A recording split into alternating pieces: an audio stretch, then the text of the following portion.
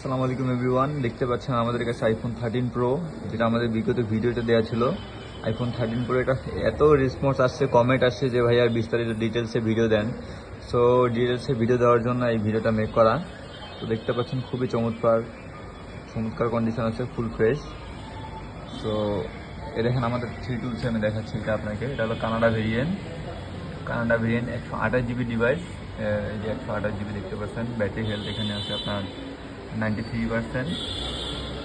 আর এটা যদি আপনি ডিটেলসটা একটু দেখাই,